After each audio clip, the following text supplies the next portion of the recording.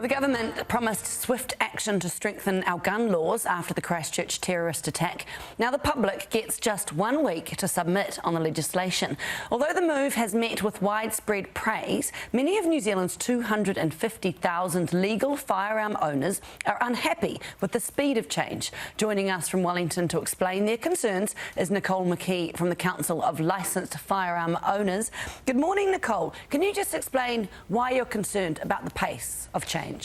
Good morning, Hayley. Well, what came out yesterday is a hugely unfair, unjust, wide-sweeping piece of legislation that is going to make criminals immediately out of 250,000 people.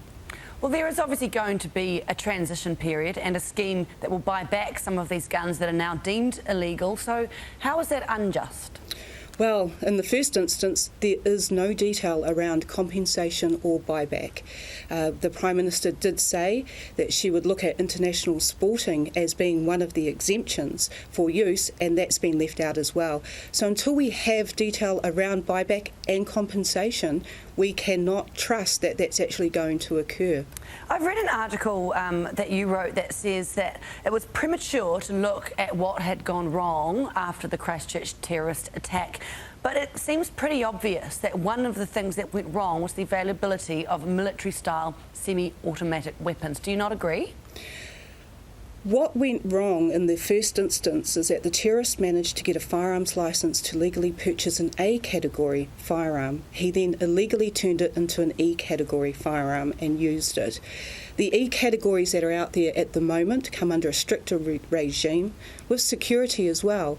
And as the PM said, we did not do this. So we actually think that there is a too wider sweeping generalisation in the legislation that's been put forward to us.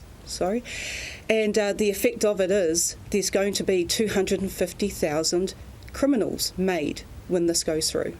Sure, but they won't be criminals after the transition period. There will be a scheme that will allow them to hand their guns in and a buyback scheme. So I'm not sure that that argument quite holds up.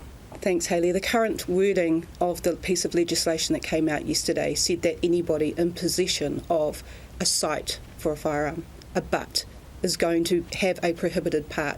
Every firearm has a sight on it. So we will all be made criminals if this goes through in its current form.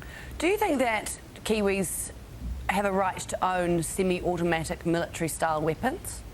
I think that if they meet the criteria for safety, then yes. And I also believe that it should be a discussion that's had with the firearms community, and that democratic process is not going to go through in a timely manner. Hayley, we've got a lot of people out in the country at the moment in the raw.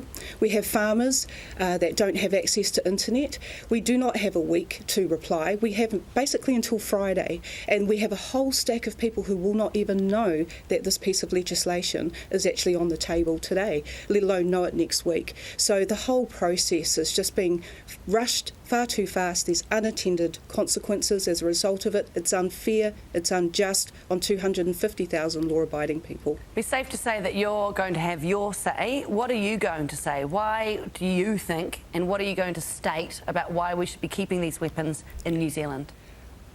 In the first instance, we have always said that we will support legislation that will be effective to stop this from happening again. And there are some pieces in there that we think will be effective.